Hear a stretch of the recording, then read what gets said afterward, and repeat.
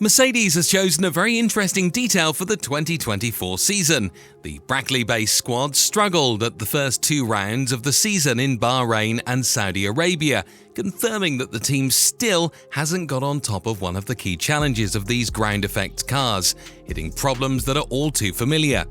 This has cast doubt over the team's ability to engineer a competitive car, but more importantly, are the team's 2024 plans collapsing already, as the Silver Arrows reportedly are scrapping and rescheduling the planned upgrades of the W15. Despite much pre-season optimism, 2024 has not started well so far for Mercedes. Mercedes always knew that this would be the case, as the team's objective on the first third of the season was to establish a car with a good foundation to work on. In Bahrain, that seemed to be the case, despite cooling problems that compromised both Russell and Hamilton's race pace.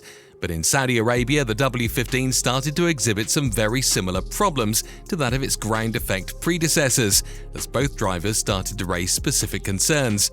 Coming from Bahrain, Hamilton was confident that the W15 will be a competitive machinery around the fast-flowing Jeddah circuit.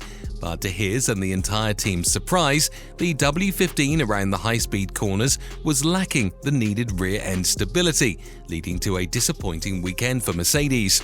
The pace deficit between the W15 and the RB20 around the Arabian Peninsula was not the biggest concern. Instead, it was the reasons behind the lack of pace around high-speed corners at the Jeddah circuit that are much more worrying for the Silver Arrows, as they highlight three specific problems which Mercedes did believe that they had fixed with the W15's design overhaul. Taking a look at the W15's performance through the high-speed sweeps of turns 6 to 10 at Jeddah, it highlights the challenge both Russell and Hamilton are having to tackle, and clearly explains the lack of confidence in the car's rear end, something which has been a problem for Mercedes over the past two seasons as well.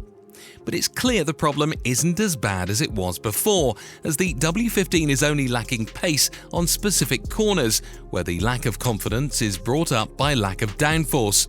The director of trackside engineering, Andrew Chauvelin, explained that Mercedes were battling three specific issues with the W15 around Jeddah.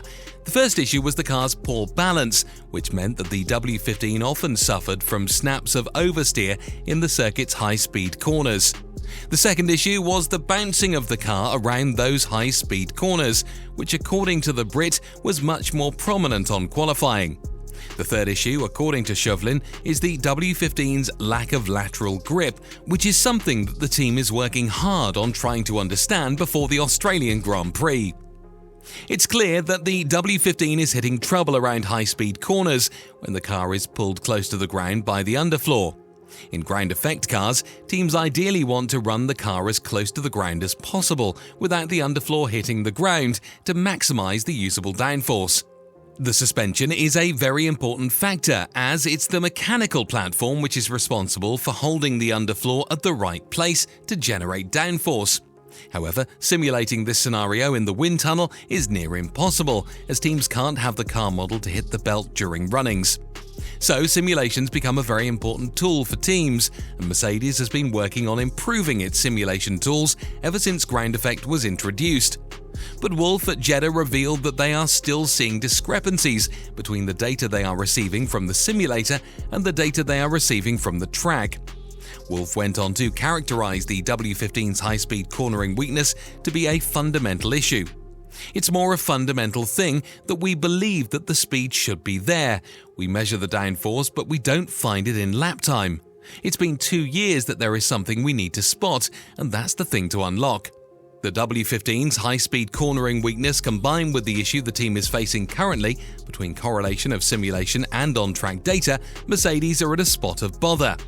Ex-F1 technical director Gary Anderson believes Mercedes are fooling themselves with their run plans every weekend, and believes that a change of approach is necessary if the team is to overcome its difficulties. 2 races in, and their performances suggest they are still suffering from an inability to overcome its limitations. It feels like a repeat of 2022 and 2023. The team need to be realistic about the car and must wake up to the reality that they have a problem. In some ways, they are still fooling themselves, and this goes down to how they approach the weekend. Throughout Bahrain and Saudi Arabia, they have looked competitive in the early practice sessions before dropping back. This suggests they are running the car lighter on Friday in order to give themselves confidence. Their rivals push harder as the weekend progresses and Mercedes drop back to their true position. They must go back to doing their homework between races in a more effective way than just running their car light on fuel and initially looking and feeling in a good place. They will not learn anything this way. It is just a deceptive and short-lived confidence boost. According to Andrew Chauvelin, the team is working on preparing certain experiments for Australia to understand the W15's problems deeper.